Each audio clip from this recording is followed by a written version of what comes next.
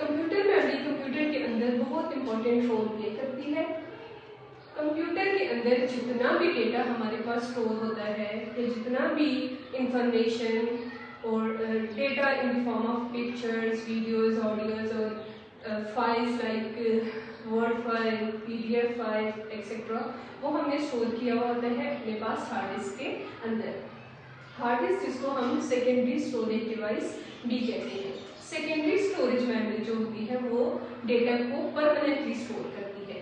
जब तक हम खुद डेटा को डिलीट नहीं करेंगे या कोई फॉल्ट नहीं आ जाएगा तो उस वक्त तक डेटा कंप्यूटर में से या हार्ड डिस्क में से डिलीट नहीं होगा। यहाँ पे डेटा हमेशा परमानेंट बेसिस पे स्टोर होता है, जबकि प्राइमरी मेमोरी या कंप्यूटर मेमोरी जिसको हम मेन मेमोरी या प्राइमरी मेमोरी भी कहते हैं, ये डेटा को टेम्पररी बेसिस पे स्टोर करती है। जब तक डेटा प्रोसेसर को चाहिए होता है प्रोसेसिंग के लिए, उस वक्त तक वो डेटा हमारे पास मेमोरी के अंदर मौजूद होता है। प्राइमरी मेमोरी या मेन मेमोरी को कंप्यूटर के अंदर, जबकि हार्ड डिस्क जो हमारे पास सेकेंडरी स्टोरेज मेमोरी है मौजूद होते हुए हम क्यों लगाते हैं, क्यों इसकी जरूरत पड़ी है? इसकी जरूरत इसलिए पड़ी है क्योंकि सेकेंडरी स्टोरेज मेमोरी की स्पीड जो है वो बहुत स्लो होती है। लाइक अगर हम बात करें मेन मेमोरी की, तो मेन मेमोरी की स्पीड और सीपीयू की एग्जीक्यूशन स्पीड या प्रोसेसिंग स्पीड इक्विवेलेंट होती है। ठीक है, तो प्रोसेसिंग में टाइम नहीं लगता। स्पीड हार्ड डिस्क या जो परमानेंट स्टोरेज है हमारे पास, जो सेकेंडरी स्टोरेज है, वो स्लो होने की वजह से हार्ड डिस्क और सीपीयू के दरमियान मेमोरी इंस्टॉल की जाती है, जिसे हम मेन मेमोरी कहते हैं।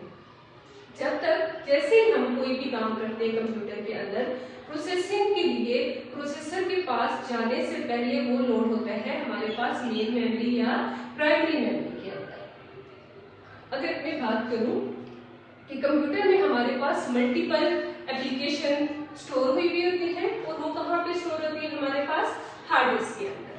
ठीक है, तो हार्ड डिस्क के अंदर जैसे ही हमने कोई एक एप्लीकेशन खोली, किसी एक एप्लीकेशन पे हमने काम करना है, लाइक एमएस वर्ड पे काम करना है, तो एमएस वर्ड सबसे पहले लोड कहाँ पे हो जाएगा? मेन मेमोरी के अंदर। ठीक है, अब मेन मेमोरी में से सीपीयू को जो डेटा रिकॉर्ड होगा वो यहाँ से बजाय इसके कि हार्ड डिस्क से वो डेटा सीपीयू के पास आए या इंस्ट्रक्शन सीपीयू के पास आए, और मेन मेमोरी के अंदर से वो इंस्ट्रक्शन या वो डेटा सीपीयू के पास आएगा। कंप्यूटर कोई भी काम करने से पहले डेटा या इंस्ट्रक्शन को लोड करता है मेन मेमोरी के अंदर। ठीक है, फिर से बता दीजिए, मेन मेमोरी के अंदर लोड करने का मकसद क्या होता है कि हार्ड डिस्क या जो सेकेंडरी स्टोरेज डिवाइसेस है या मेमोरी है, उसकी स्पीड बहुत स्लो होती है। ऑल्दो वो साइज में बहुत बड़ी होती है, लेकिन स्पीड क्या होती है उनकी? स्लो होती है। जबकि मेन मेमोरी का साइज छोटा होता है और स्पीड उसकी फास्ट होती है। ठीक है, जो मेन मेमोरी होता है उसका एक्सेस टाइम, जो भी मैंने बात की है, आपके पास कोई पॉइंट लिखा हुआ है यहाँ पे कि बैकिंग स्टोरेज डिवाइसेस से ज्यादा होता है। जो मेन मेमोरी है हमारे पास, वो वोलेटाइल भी हो सकती है और नॉन वोलेटाइल।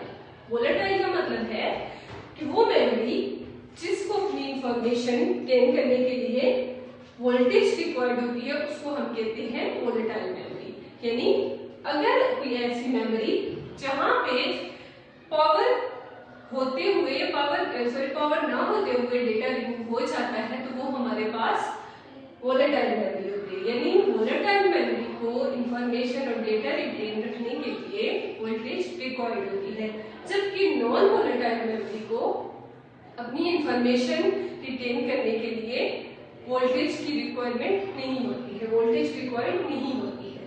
ठीक है,